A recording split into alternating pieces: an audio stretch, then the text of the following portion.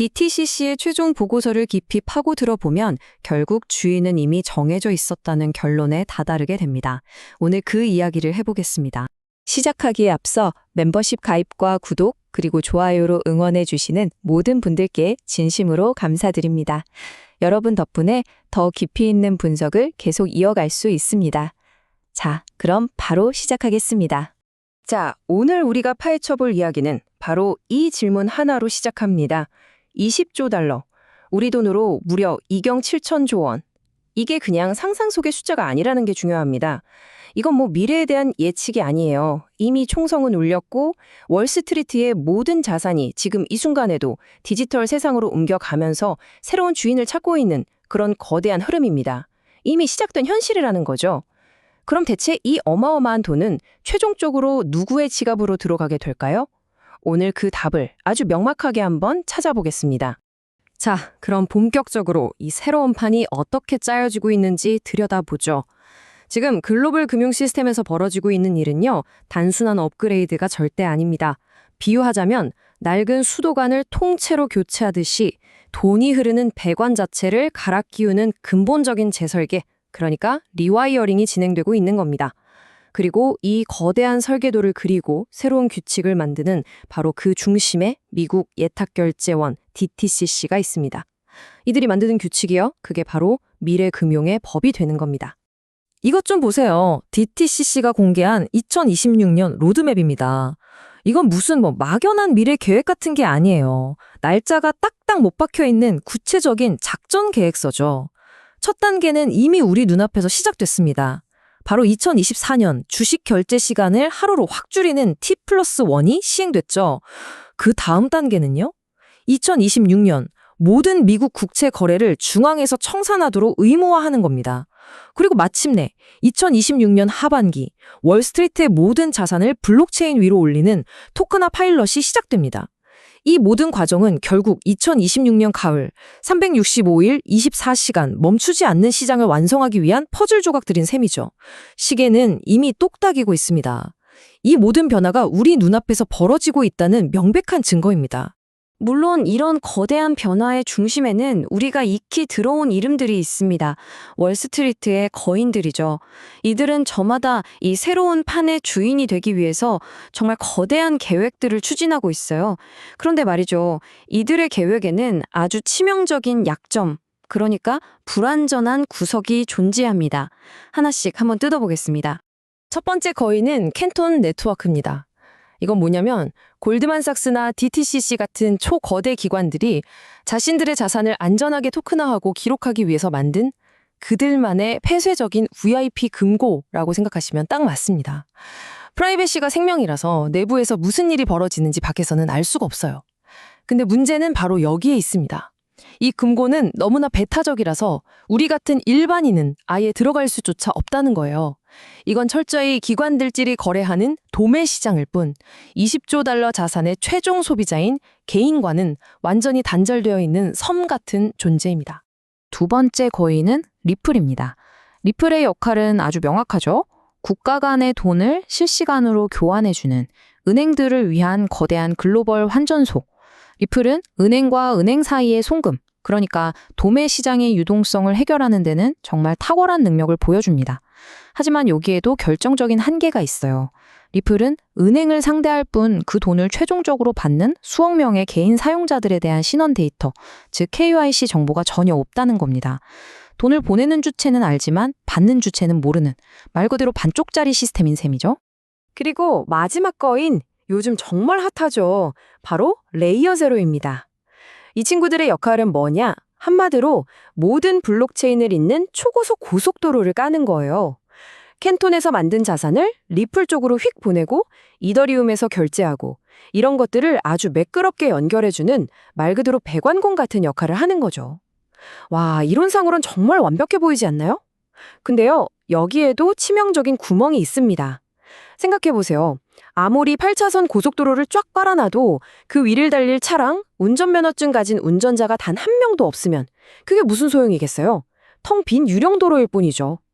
레이어 제로는 도로만 깔았지 그 위를 달릴 운전자는 단 한 명도 데려오지 못했다는 겁니다. 그래서 이 문장의 핵심을 찌르는 겁니다. 지금 금융의 대전환에서 진짜 중요한 경쟁은요, 초단 거래를 몇 건이나 처리하느냐? 이 TPS 싸움이 아니에요.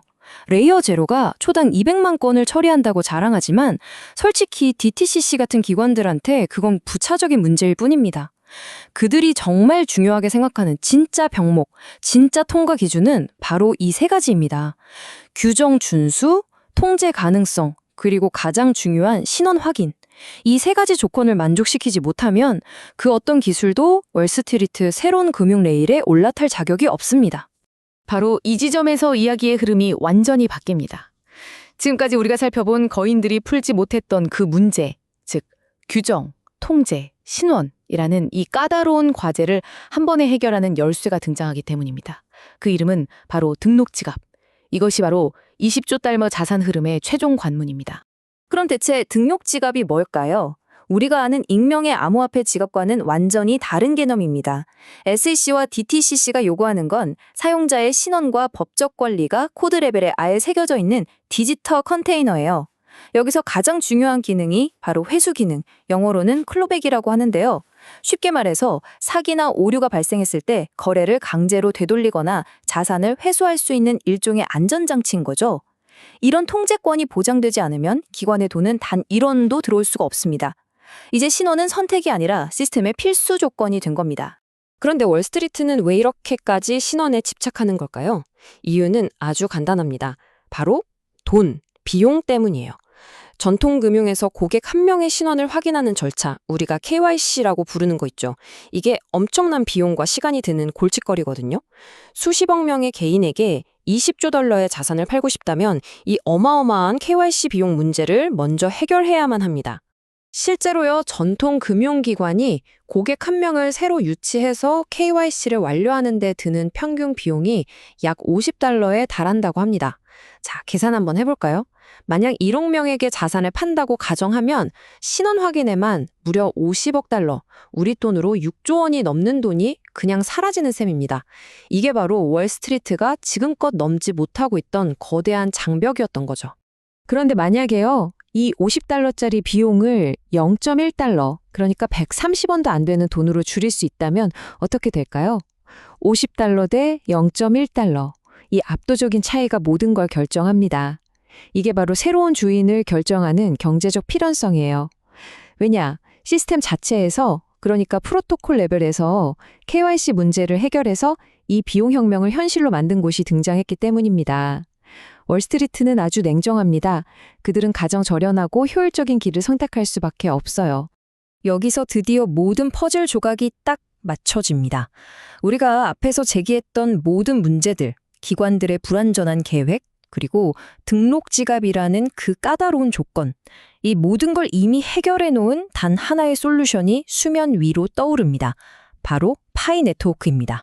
이 숫자 한번 보시죠. 1750만 명 이상. 이게 그냥 어떤 소셜 네트워크의 사용자 수가 아닙니다. 이건 전 세계에서 유일하게 아주 엄격한 KYC 절차를 통과해서 DTCC가 요구하는 바로 그 등록 지갑을 보유할 준비가 끝난 사람들의 숫자입니다. 파이 네트워크는 지난 몇 년 동안 정말 조용히 세계 최대 규모의 준비된 금융 인프라를 구축해 놓았던 겁니다. 월스트리트 입장에서 이건 뭘까요? 돈을 써서 유치해야 할 마케팅 대상이 아니라 돈을 극적으로 아껴주는 이미 완성된 인프라 그 자체인 거죠. 이 표가 모든 걸 말해줍니다. 월스트리트와 규제 당국이 요구하는 모든 조건을 파이 네트워크가 이미 내장된 솔루션으로 어떻게 완벽하게 충족하는지 한번 보세요. 첫째, 신원 확인. 파이는 KYC를 통과하지 않으면 지갑 생성조차 불가능하게 아예 시스템 레벨에서 이걸 강제합니다. 둘째, 통제 및 회수. 파이가 기반으로 하는 스텔라 프로토콜은 애초에 자산 발행과 규제 준수를 위해 설계됐기 때문에 사고 시 자산을 되돌릴 수 있는 기능을 이미 갖추고 있습니다. 셋째, 준법 비용. 1인당 50달러씩 들던 비용을 거의 제로로 만들어버렸죠. 마지막으로 규모. 다른 프로젝트들이 이제 막 기술 표준을 논의하고 있을 때 파이는 이미 수천만 명의 즉시 사용 가능한 사용자를 확보했습니다. 이게 바로 그 누구도 넘볼 수 없는 파이의 경제적 혜자인 겁니다. 여기서 한 가지 명확히 해야 할 점이 있어요. 파이의 핵심 경쟁력은 세상에 없는 비밀 기술에 있는 게 아닙니다. 등록 지갑을 구현하는 기술 자체는 다른 곳도 할 수 있겠죠? 파이의 진짜 무서운 점은 바로 준비된 인프라의 독점입니다. 기술 표준은 돈으로 사거나 빌려올 수 있어요. 하지만 신원 확인이 끝난 1750만 명의 인구는요. 그건 그 어디에서도 돈으로 살 수도 빌려올 수도 없습니다. 이건 기술의 독점이 아니라 수년간 쌓아온 신뢰와 규모의 독점인 거죠. 자, 이제 마지막 장입니다. 2026년 DTCC의 로드맵이 완성되는 바로 그 시점에 지금까지 흩어져 있던 모든 조각들이 어떻게 하나의 거대한 그림으로 완성되는지 보여드리겠습니다. 우리는 이걸 거대한 도킹이라고 부릅니다. 2026년 가을이 되면 20조 달러의 자산은 바로 이 설계도를 따라서 흐르게 될 겁니다. 자, 한번 따라와 보시죠. 1단계, 발행. 골드만삭스가 캔톤 네트워크에서 자산을 토큰으로 찍어냅니다. 2단계, 이동. 이 토큰은 레이어 제로라는 초고속 고속도로를 타고 필요한 곳으로 이동하죠. 3단계, 정산. 리플이나 스텔라를 통해서 기관끼리 돈을 주고받습니다.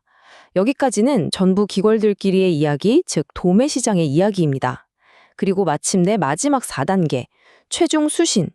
이 모든 과정을 거친 자산은 결국 신원 확인이 끝난 1750만 개 이상의 파이 네트워크 등록 지갑으로 안전하게 흘러들어옵니다. 도매에서 소매로, 기관에서 개인으로. 이것이 바로 새로운 금융 시스템의 최종 설계도입니다. 이 한 문장이 오늘 분석의 모든 것을 요약합니다.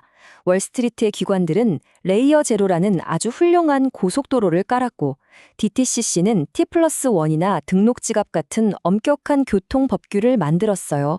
하지만 그들은 가장 중요한 걸 간과했던 겁니다. 그 도로 위를 합법적으로 달릴 수 있는 운전면허증, 즉 KYC를 가진 운전자들이 모두 파이 네트워크에 모여 있었다는 사실을 말이죠. 도로는 있는데 운전자가 없다면 그 도로는 텅 빌 수밖에 없지 않겠습니까?